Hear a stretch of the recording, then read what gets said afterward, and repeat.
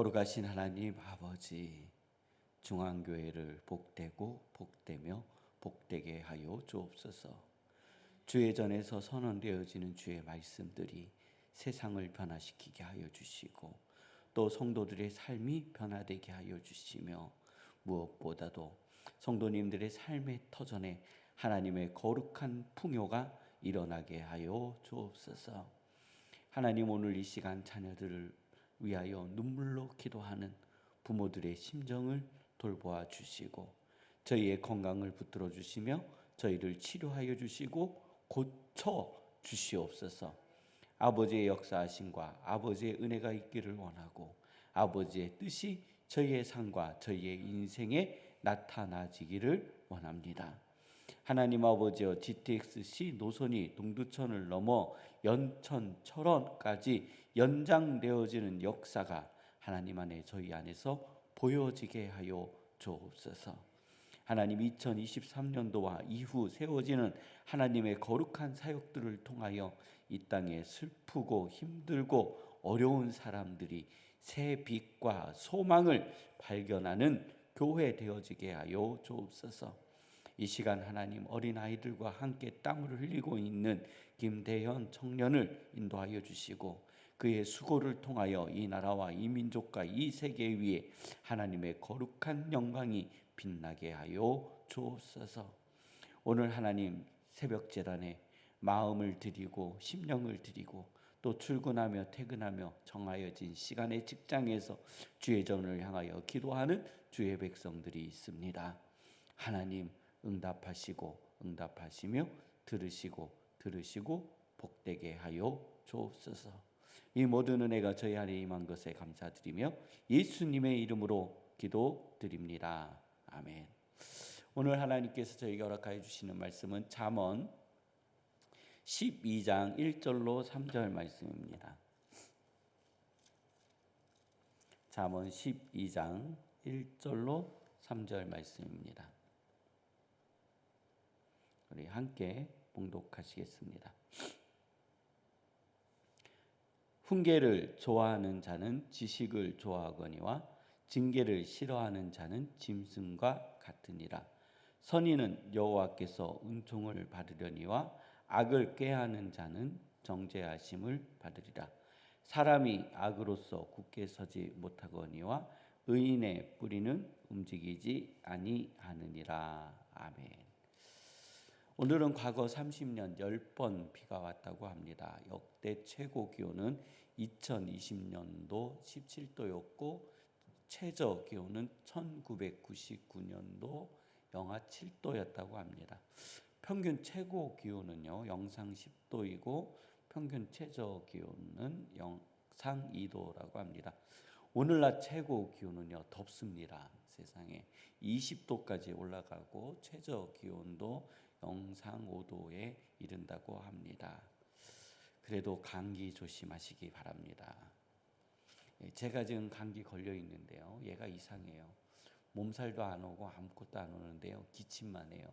근데 기침하는데요, 저 깊은 곳에서 기침이 나오는 것 같아요. 그냥 이렇게 겉에 이렇게 기침이 아니라 그냥 이 속에서 하는 기침 있잖아요. 그래서 속에 있는 막 냄새가 막 올라오는 것 같아요, 기침할 때마다. 그래서 성도님들 건강에 유의하여 주시고 저처럼 덥다고 창문 열어놓고 주무시지 마시고요. 날씨가 올라갔다고 옷 다 봄옷으로 갈아입어가지고 몸 춥게 만들어서 저처럼 감기 안 걸리시기를 부탁드립니다. 오늘 말씀에 이렇게 기록되어 있습니다. 훈계를 좋아하는 자는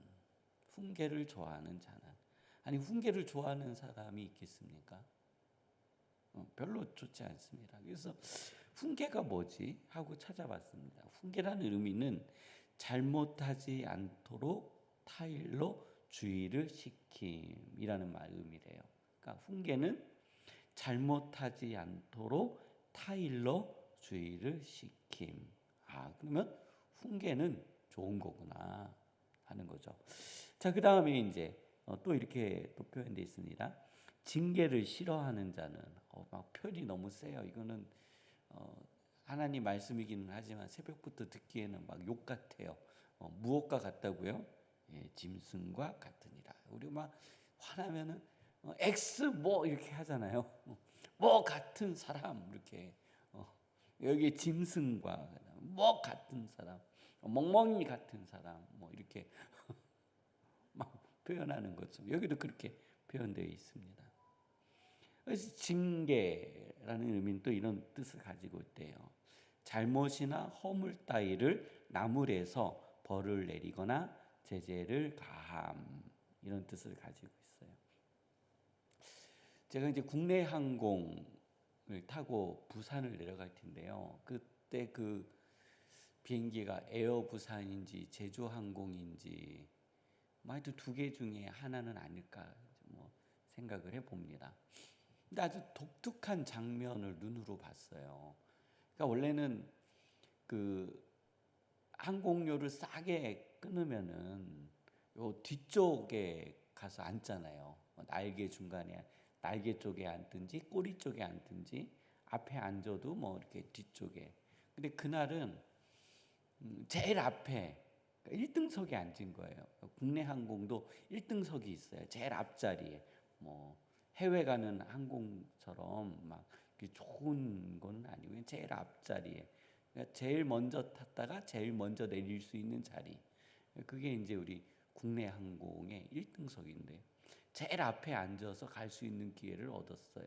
그래서 이제 비행기를 타고 이렇게 앉아 있는데요. 앞에 승무원들이 막 그 비행기를 준비하고 있는 거예요. 이제 이륙을 위해서 준비하는 거예요. 손님들에게 안전벨트는 맸는지 또 의자는 또 제대로 올려놨는지 저는 그것도 궁금해요. 아니 왜 의자를 맨날 꼿꼿이 세우라고 그래? 조금 누워 있으면 안 되나요?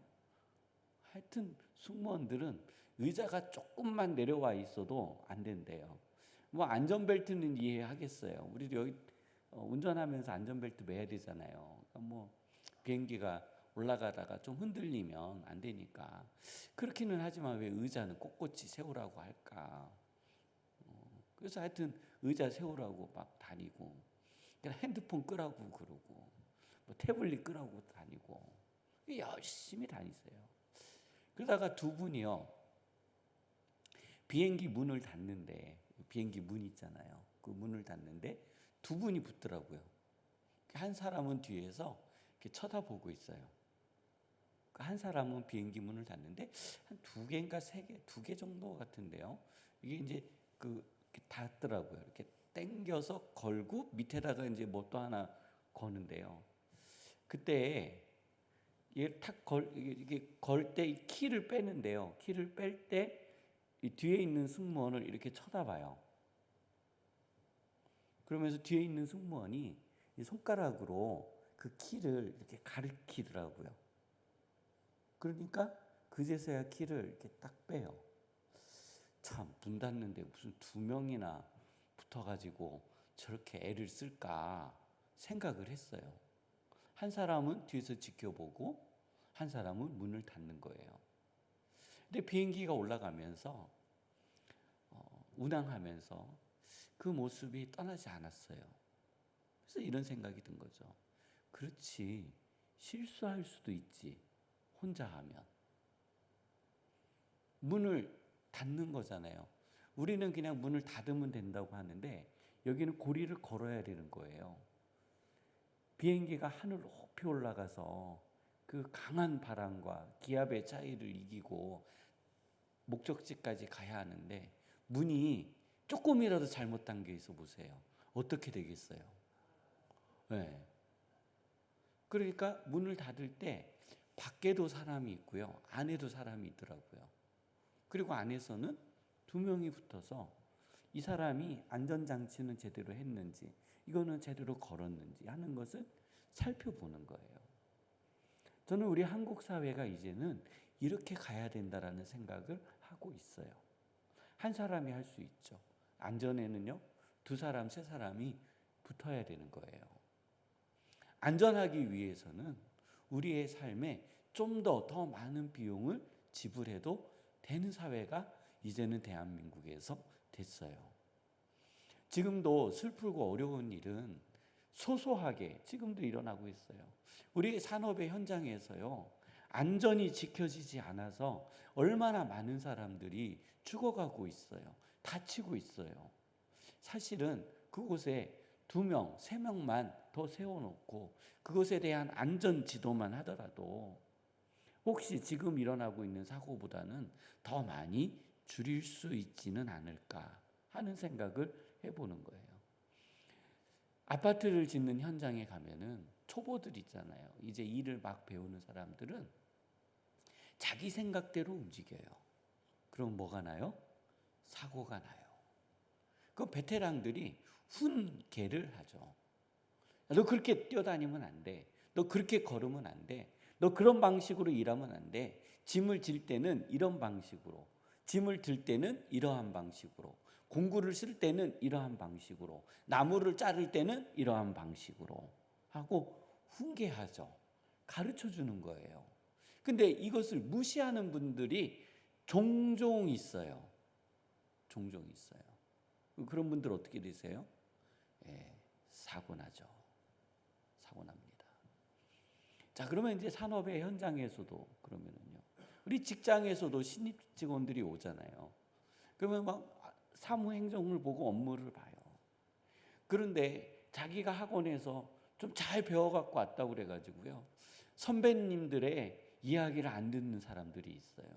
선배님들이 야, 이 일은 이렇게 하는 거고 저렇게 하는 거고 이거 이렇게 하고 저렇게 하면서 막 가르쳐줘도 이 젊은 사람들은 뭐라고 표현하냐면 아유 꼰대가 또 그러네. 그러다가 뭐 해요?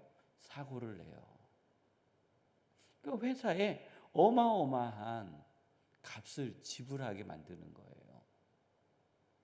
그러한 직원들에게 훈계를 하면 사람들이 싫어해요. 특히 저는요, 사람을 다스리는 곳에서 그러한 모습들을 많이 봐요. 특히 교회 현장이요. 원로 목사님께서 성도님들을 더 잘 아실까요? 이제 막 온 새로운 담임 목사님이 성도님들을 더 잘 알까요? 원로 목사님들은요, 성도님들의 눈빛만 봐도 알아요. 어디가 아프고 어디가 힘들고 어떤 부분이 어려운지. 그만큼 세월을 같이 살아왔어요. 근데 우리 교회는 이상해요. 20년, 30년, 40년 함께 살아오신 그 원로 목사님이 은퇴할 때는 완전 모른 척 해버려요. 그리고 새로 부임해 오신 목사님은 원로 목사님의 이야기를 들으려 하지 않아요. 그리고 자기 멋대로 해요. 그리고 사고 나요. 사고 나면 이런 분들의 특징은 꼭 남 탓을 해요. 좀 원로 목사님께 여쭤보고 선배에게 물어보고 그 훈계를 듣고 징계를 들으면 자기의 삶이 얼마든지 풍요로워질 수 있음에도 불구하고 사람들은요, 자신의 말, 자신의 생각, 자신의 판단이 맞다라는 것에 대해서 벗어나려고 하지 않아요. 우리 중앙교회 성도님들은 산업의 현장, 삶의 현장 속에서 성도님들의 선배님의 생각을, 경험을 우리 성도님들의 것으로 만들어내시기를 주님의 이름으로 축원합니다. 그래서 훈계를 좋아하세요. 그분들이 나한테 말해주는 것, 나를 가르쳐주는 것, 이거 좋아하세요. 그분들이 나에게 한마디 해주는 것, 성도님들 인생의 복이 되고 능력이 되는 겁니다.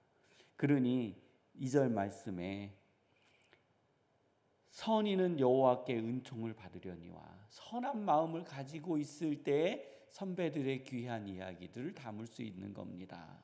그런데 악을 꾀하는 자는 어떻게 한다고요? 정죄하심을 받으리라. 정죄함을 받으리라. 그 정죄함은요, 자기가 쌓아놓은 값이에요. 내가 쌓아놓은 값으로 정죄를 받는 거지, 내가 쌓아놓지 않은 곳으로 절대로 정죄받지 않아요. 사람이 악으로서는요, 굳게 서지 못한다고 했어요.